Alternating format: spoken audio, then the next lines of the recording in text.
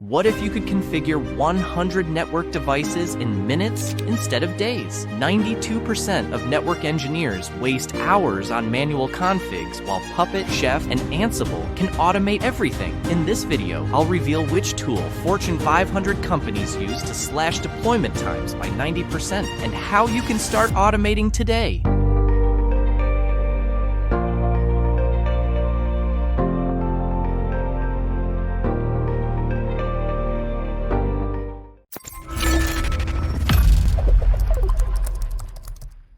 Puppet, Chef, and Ansible.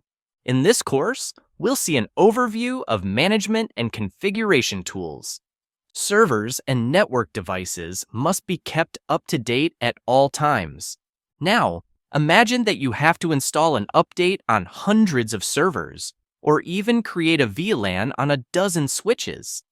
These are not very interesting tasks to do manually, because it takes time and it's easy to make mistakes if you do everything by hand. Configuration. Management tools provide an automated method to implement and monitor all changes to our systems. It can be servers, storage, network devices, and even software. The main goal is to keep all these systems up to date while keeping an overview of their statuses. In these tools, you define the state you want in a configuration, and the management tool uses automation to match this state on the targeted systems. Automatically managing the configuration is very important because it allows you to evolve the infrastructure and software without having to lock in staff to keep all the systems up to date. The functionalities of a management tool. We will now see the different advantages and functionality that a management tool provides. The first benefit of using a management tool is to have global control of updates. Using a tool that centralizes the configuration of equipment ensures that the device is configured in the desired state.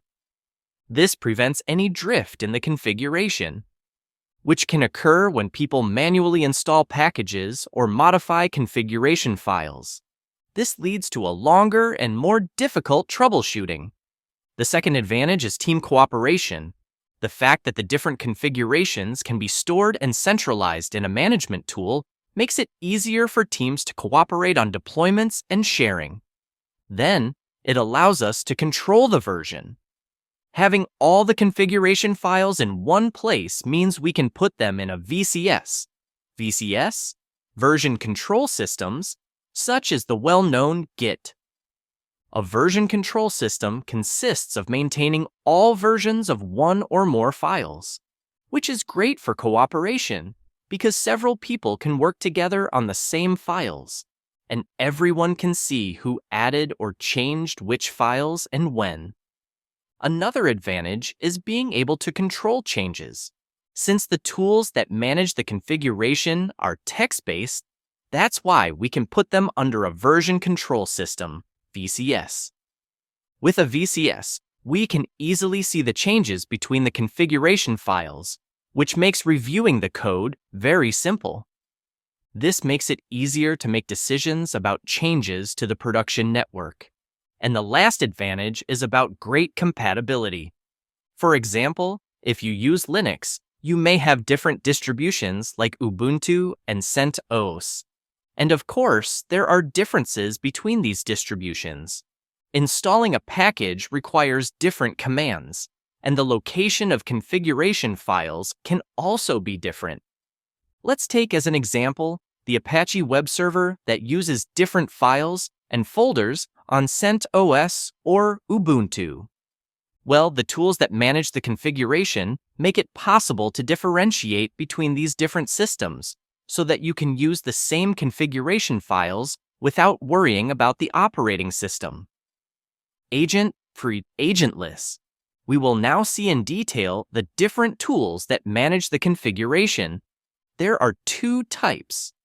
Agent-based tools, that is to say, which requires the installation of an agent on the system you want to manage. And agentless tools, which does not require any agent or software on the system to manage. Tools, Puppet, and Chef are two examples of agent-based tools. So much said that the software Ansible is an agentless tool. Puppet software is a configuration management tool used to deploy, configure, and manage servers. It uses a modus operandi of master-slave. There is a puppet master, and customers run a Puppet agent to install the master's configuration. Puppet is developed in Ruby and uses its own language to create and manage modules.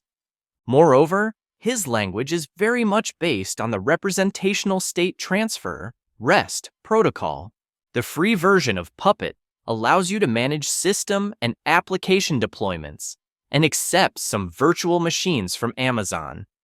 And the commercial version also allows manage VMware virtual machines, to have a graphical interface for management, automate and schedule deployments, have a development platform for all environments, and to manage user rights individually.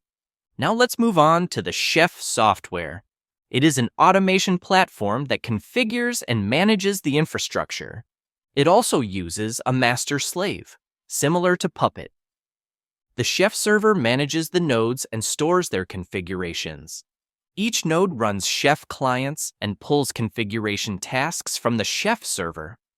Moreover, the Leader tool calls the configurations under the name cookbooks.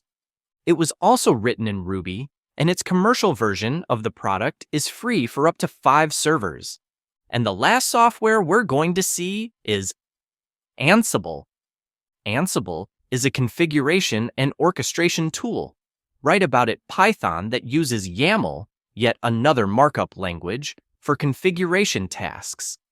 These tasks are called playbooks. Ansible works agentless and uses SSH to connect to clients, i.e., to these different nodes. It sends programs called of Ansible modules, runs them, and deletes them when finished. Ansible is a great way to get started with network automation. The playbooks are easy to read and write, and since it is agentless, well, there is nothing to install on the various equipment or systems. VCS, Version Control System. To understand why we need a system that will control the different versions, we will see what happens if we don't use one.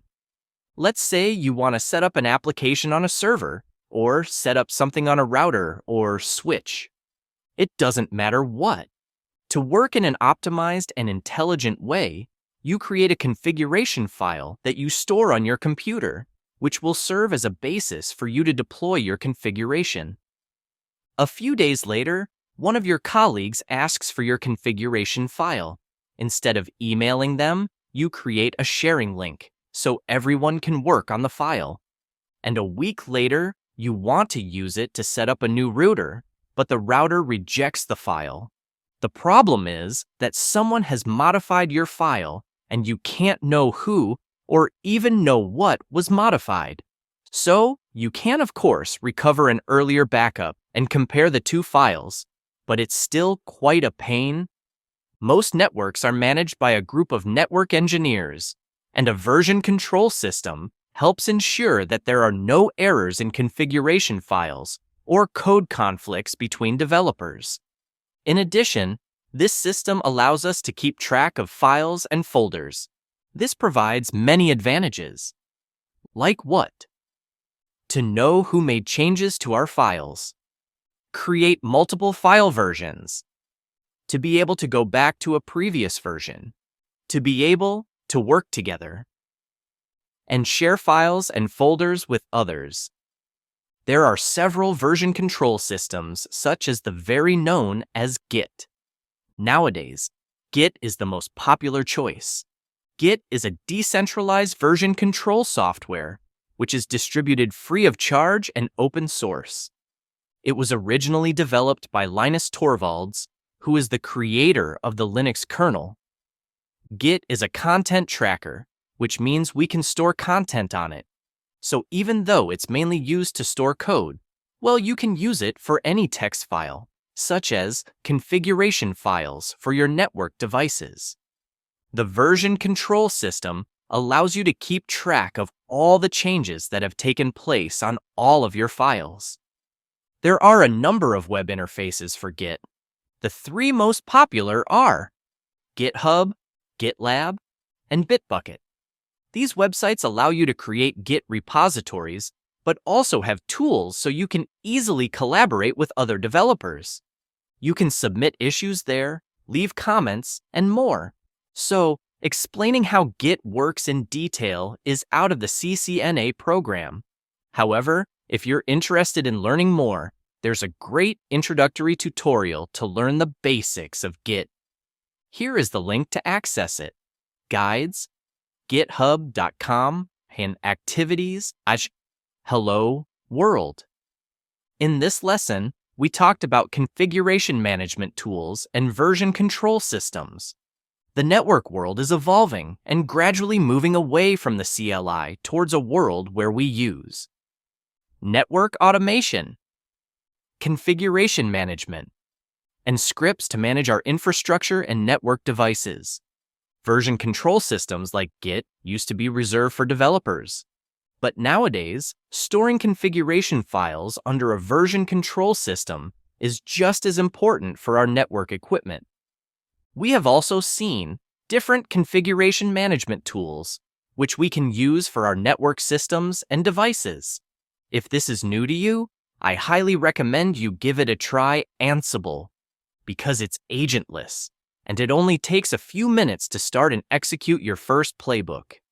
To conclude, instead of storing configuration files on your computer or network drives, try GitHub or GitLab instead. Both of these tools are free and unlimited,